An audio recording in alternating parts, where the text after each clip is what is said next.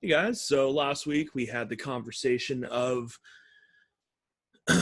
some of the issues with printing money, and I wanted to expand a little upon this and talk about some of the massive debts the United States government is going to take really soon. Um, so today, actually about 9 minutes ago, the House passed the Senate's version essentially of um, a bill to support the United States people, businesses, and small businesses. It's the largest entitlement program we've ever seen in one sort of lump sum as sort of a bailout. Um, it's the first, I think. This is not going to go away despite what the Russian bots keep telling a large percentage of the population, or this is going to blow over by Easter or something. It's not. That's not how science works. Right now, we have overtaken every other country for the most infected patients, the coronavirus in the world. So that's scary. But let's look at something a little different. Let's take a look at what first the bill was passed or is about to be passed is going to do. There's no reason to believe the president is not going to sign this. Of course, he could. There could be some further sort of objections, but I don't really expect that to happen too much at this point because the president has really sort of pushed for it.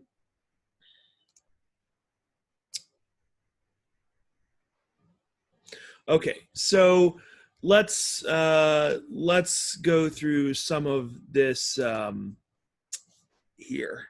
Um, the first thing that's going to affect you guys is if you're 18 or older, or if you have family members or 18 years or older, they're going to receive a payment one time only. I think people are going to really be surprised how quickly this goes, but you're going to receive $1,200 approximately. If you earn more than 75,000, could be a little bit of a change. I'll sort of highlight that right here. The other sort of part that is going to be very important is there's going to be about 373 billion for federal guaranteed loans to small businesses. Now, in 2008, they actually made quite a bit of money. The United States government did, because most of these businesses paid back their loans, so they got interest off of it, right? The federal government became a lender instead of like banks per se. The second thing is they're establishing another 500 billion for distressed companies. That's just on top of that for larger businesses. So there's a portion for smaller and larger. This is also going to provide a huge bailout for airline companies such as I think is definitely American Airlines, Boeing, Delta, to really sort of prop up the airline industry so that we can still have air travel in the United States. And also 100 billion to hospitals and front lines to fight the pandemic. Okay, pretty decent. This sounds like a Democratic bill. Kind of is, even though the Republican Party passed it out of the Senate. This was a huge fighting compromise. So companies are going to get a lot of money. Businesses, large and small, are going to get it. People are going to get it. There was a little bit of a fight last week where it was shut down. I sort of mentioned it because at that time, the Republican Party wanted to put in some sort of caveats that would allow the president to, sort of a slush fund to spend the money any way he wanted to. Democrats said, well, we're not cool with him just dumping 500 billion into Mar-a-Lago or one of his, Trump realty properties or hotels. So that was sort of scrapped. But this is a real accomplishment, finally, of bipartisan support. This is going to be the start. Again, they're going to talk about maybe having another one in a few months. But I think this is going to, the rate of infection of the virus is scaling so quickly that, mark my words, we're going to have something happen pretty soon where they're going to need to do this again, because $1,200 a month in Asheville, that barely covers most people's rent or mortgages. Okay. The second thing that is very important to sort of look at is where this money is coming from. Okay. So to do that, it's very important that we get an idea of how this money is spent. So let's talk about, I'm going to put this in a little different perspective. Okay. So imagine you have some expenses in your household. Okay. So family of three, the average median income is in America is $33,300 a year. Okay.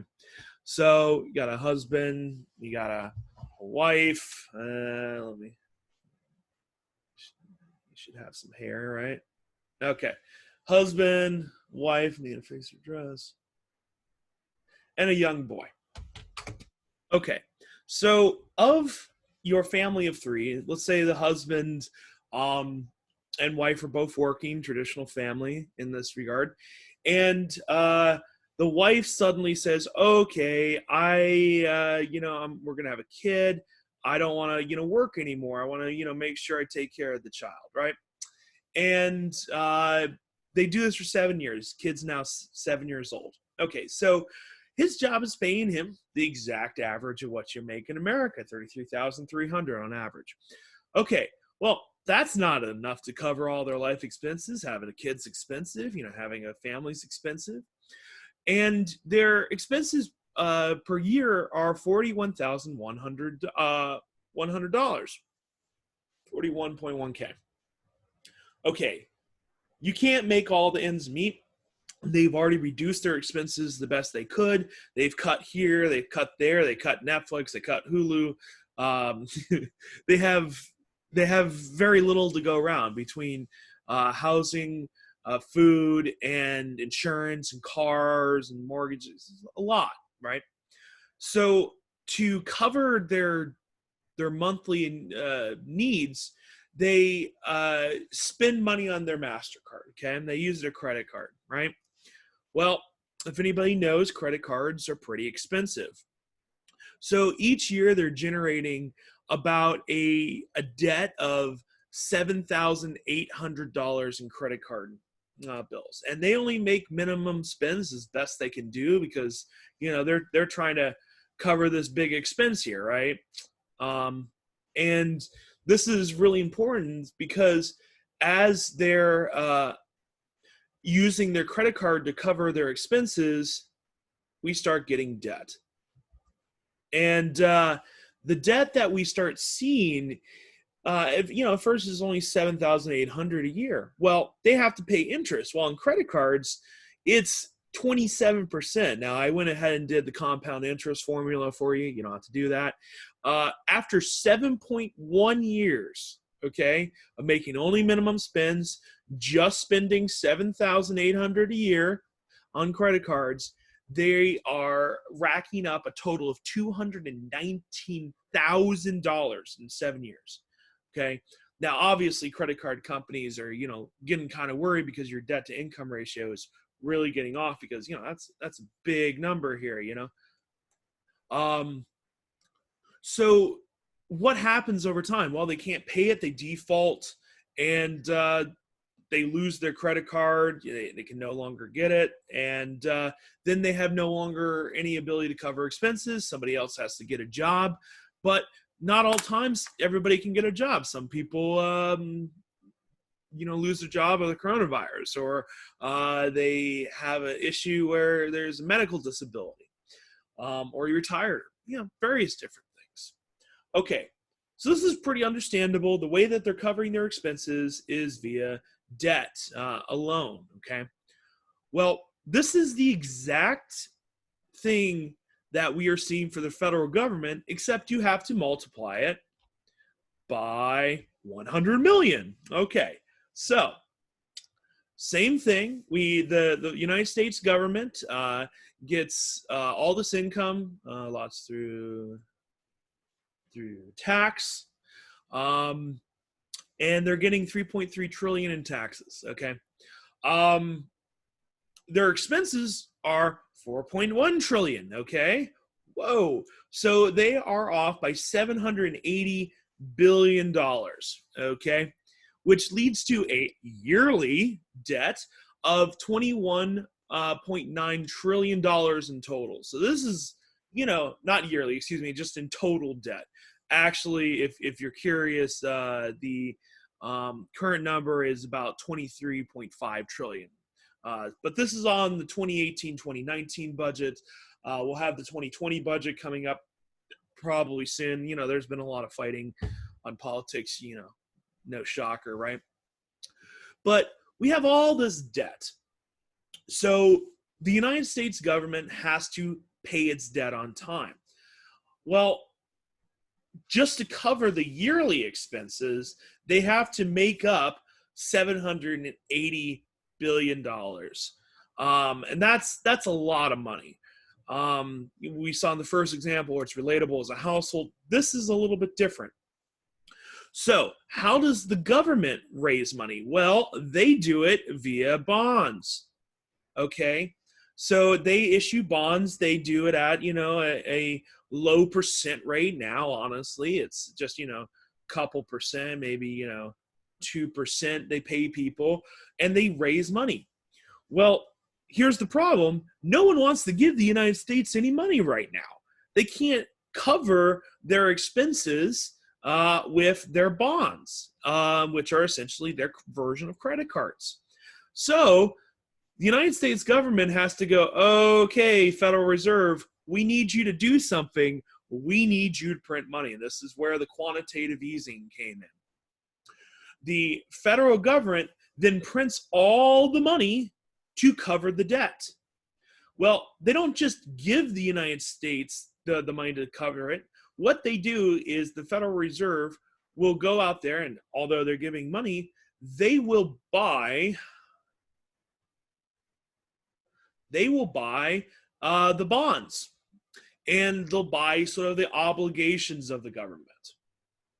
Now, what is the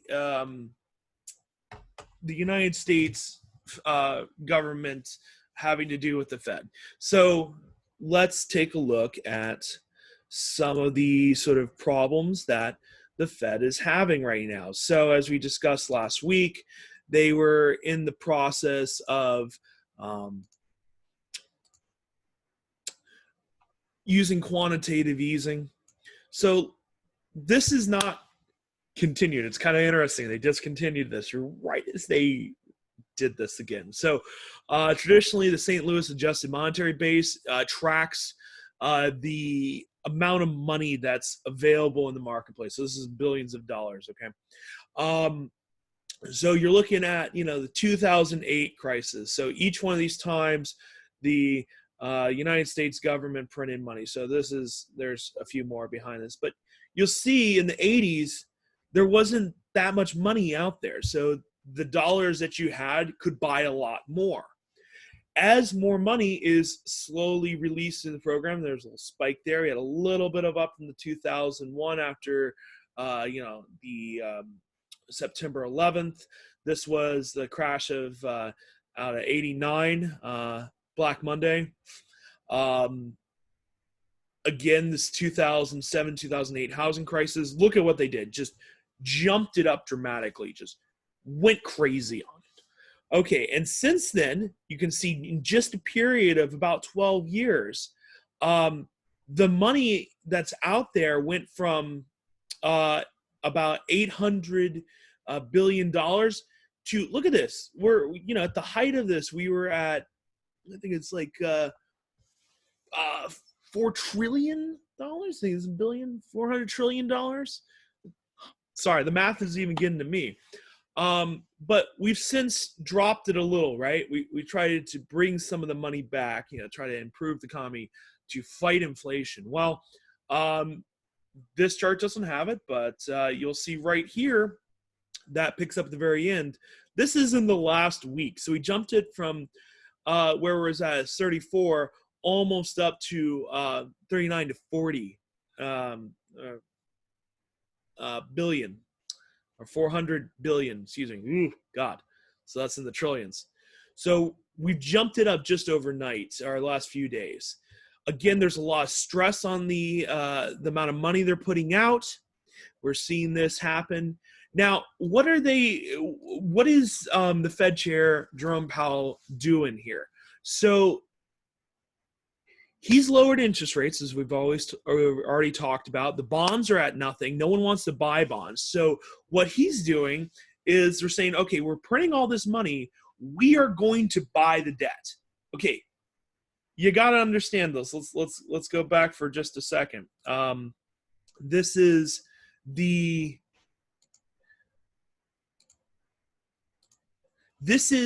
essentially, although the Fed is not technically part of the government, they are a private entity. They're overseen by the government.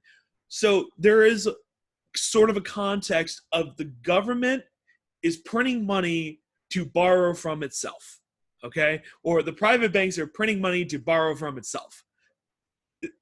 What? Where the average individual could never do this, the United States government's doing it. So as they are printing money to essentially pay their own debt, and lending themselves the same sort of money, the Federal Reserve's idea is, okay, so we're lending them money. We are going to get paid back with the interest. We're going to take it back out of the economy. So it's technically a smart move, because if you give the government a bond to cover this, you're actually, or even private bonds or such like that, it's going to do a lot to actually improve the economy. So maybe they'll put in 700-800 billion right now, maybe all the way up to 1, 2, 3 trillion, as we're expecting the next few weeks. They're expecting 5, 6, 7 trillion in returns, because this is a loan. You're going to get some sort of interest. It's going to be a longer period of time. They're going to have to pay it back. The United States government always pays it back. So there's two things they're doing. The first is they are buying these bonds, and they're also expecting to buy bonds of major companies. So this could be lending money to, remember, a bond's essentially a credit card, low interest credit card. They could be buying bonds for the airline industry, Boeing, American Airlines, General Electric, Ford, major companies in America that are going to need financial assistance, right? The second thing they're doing is they are panicked about mortgages. So your assignment for this week is to watch The Big Short, one of your assignments. And what you're seeing in this movie, and we'll talk about it soon, sort of the end of the week, is with these mortgage-backed securities, these MBSs. So they have these sort of bundles, and they're owned by all these private banks. Okay, since this 2008, this is why I'm showing it now, again, the government now does this. So all the problems that these investment banks had, it's now on the shoulders of the government. So the government has been offering these really low rates to people for, homes, 5, 15, 30 year at, insanely low rates. But they're worried about all these crashing, and the government is worried about them crashing. So the Federal Reserve is coming in and buying these things. They're doing another bailout, just like in 2008. We aren't really talking about this because this isn't the biggest issue. But as people start having these massive collapses in the housing market, and no one wants to buy homes anymore, right? Who's going to be holding the bag? It's going to be the United States government. They're going to have to sell these homes out of foreclosure, and they're going to take losses, and the market's going to start collapsing. We're already seeing the price per square foot dropping. It tracks the market. So imagine how bad it's been. Although we've had a few up days in the last little bit, we've had a massive sort of fall in the stock market. There's really no reason to believe it's going to stop, in my personal opinion. I should say that, at least for a good bit. The thing that really isn't being covered, and by the way, there was some conversation about it, but we haven't really seen any sort of teeth to it, is the government is not forgiving your home loans. They're not forgiving your mortgage. Now, they may forgive you if you finance through the government with, one of these MBSs, with, getting federal funds, which many people have, but they're not going to forgive your rent. So what's happening right now? Well, a lot of companies are saying, hey, renters agencies, banks are saying, you know what? We're going to defer your payment, and everyone's happy, right? We're going to defer it away. Well, defer is very different than forgiving, because forgiveness, which could happen with the United States government, we don't see anything yet, but it could, means you don't have to pay your mortgages. You don't have to pay your loan. Gone. Just 100% bailout. And they'll work it out with your lenders, with the United States government, and pay for it. Deferment means they aren't going to charge you for that month. It will be deferred to a later date, but you're going to accrue interest. So if you defer for 3 months, 3 months from now, you're going to have 3 months of rent backed up on you. You're not going to be able to pay that. You've been out of, a job for, maybe a month or two. We're already seeing the first week, 70,000 people rush on unemployment because they're out of a job, citing the coronavirus. That's week one. That's nothing compared to what it's going to be in 3 to 6, 12 months, because this is going to continue for quite some time until we can lower the curve. We're already seeing China, 14% of all people who had the coronavirus have been reinfected with one of the other 2 strands of this virus. Like, this is so infectious. It is really scary. So as people get these deferred payments, right? It's 3 or 4 months of deferred payments. Not only do you, if you pay $1,000 a month, you're going to have a $3,000 expectation of payment, right? It's not going to hit your credit. After 3 months, though, it will start impacting your credit because you haven't paid for your expenses. And on top of that, they're going to charge you late fees. They're going to charge you interest in some places. So as you're trying to pay off these 3 months and the current month, you're going to have a windfall of $4,000 essentially on that 4th month. You're going to have to pay interest on those if you don't pay it. So in those 3 months, they've been accruing interest for those 3 months. So you could be having, 5, 10, 15% interest on that compounded annually. You could be at 6,000, 7,000 before you even know it. This is really scary for the United States. It's really going to affect a lot of people. So when possible, buckle down, do the best you can, save. Hopefully we're all making through it, but this is unprecedented times that we're living in. Guys, take it easy.